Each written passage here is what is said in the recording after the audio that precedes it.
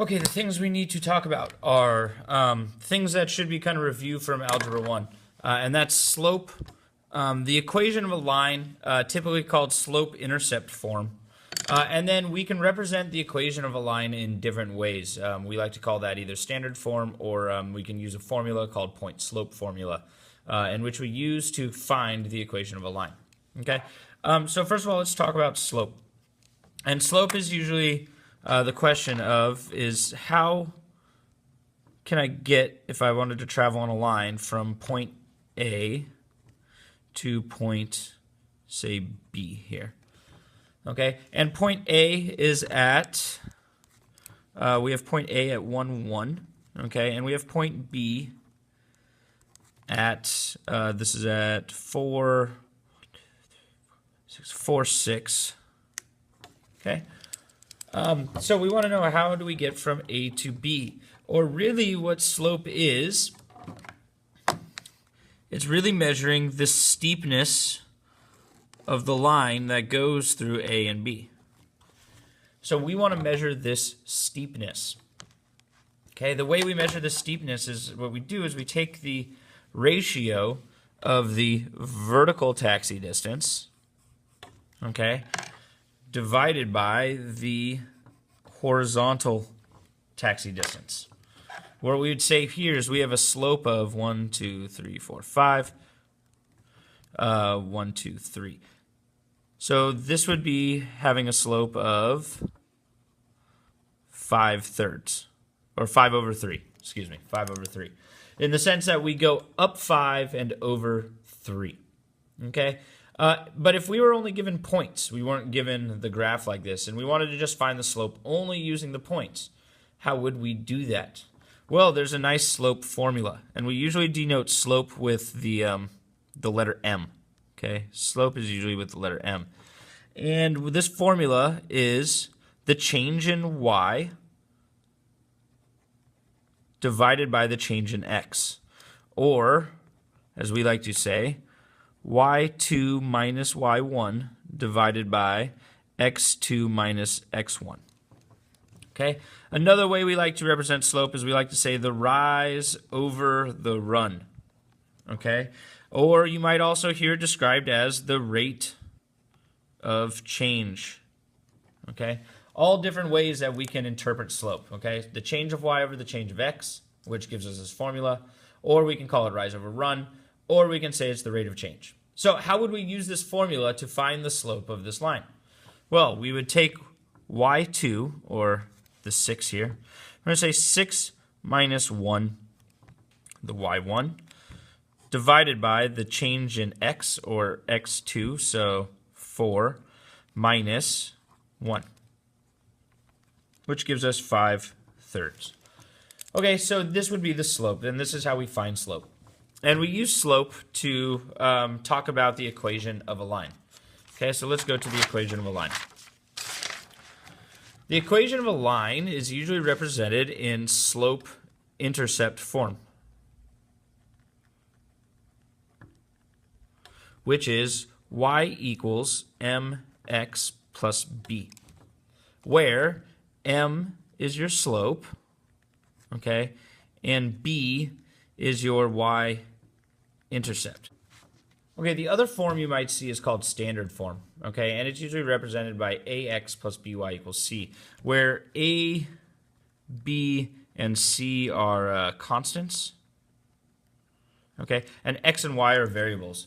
And typically what you have to do is you have to take things out of standard form and put them into slope-intercept form. So the way that usually works is, let's take an example of x plus y equals 4. For this one's kind of obvious, okay? We just have to move the x over to the other side by subtracting it from both sides. So this is y equals negative x plus 4. Then you might get asked to graph this line.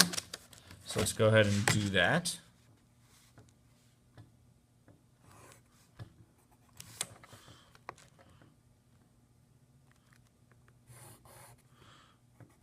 Okay, and since this b here is your y-intercept, this 4 here is going to be our y-intercept, so I'm going to go up to b. Okay, and there's no fraction out in front of here, but really there's a 1. So this is saying negative 1 over 1. So I'm going to go down 1. That's what the negative means to do. So down 1 over 1. And there will be my next point.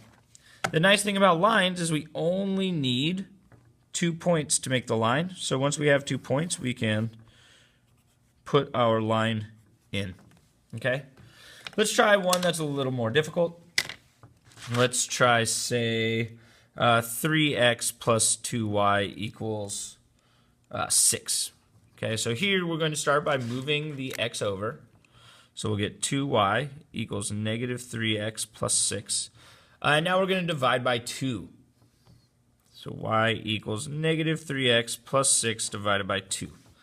This divide by 2 goes to both pieces here. So this is y equals negative 3x divided by 2 plus 6 divided by 2. Let's clean this up. Y is going to equal negative 3x over 2 plus 3.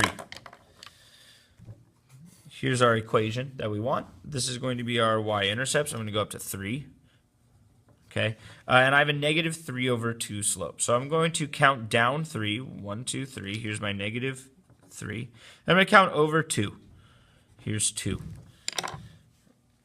Okay, and now I'm going to draw the line between those 2 points, which looks a little something like this.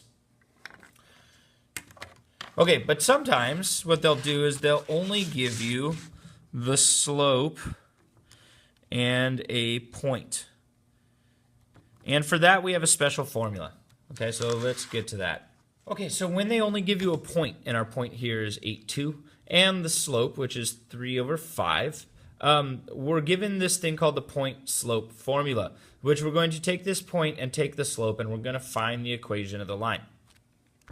So what we do is we denote this as x1 and y1, which is our coordinate of the point, and we're going to plug it into the equation. So this becomes y minus y1, which is 2, equals our slope, which is 3 over 5, times x minus our x1, which is 8. Okay, now it's just all about cleaning up and then graphing the line. So the first thing we'll do is we'll distribute this 3/5 to both pieces.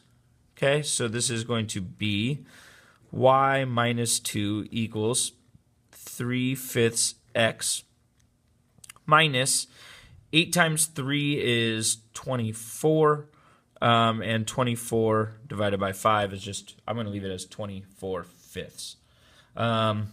So then we're going to add 2, okay, add 2. So y equals 3/5 x minus 24/5 plus 2. Okay, what can we do with this? Well, we're going to clean this constant up a little bit. So 2 is really, we can call this 10/5 if we wanted to. 5 divided by 2 is 10, so 10/5. That gives me common denominators. So we're going to add 10 to 24. So this is going to be y equals 3/5 x minus 14/5, which this is just a little bit under 3. So let's graph this. Let's graph this.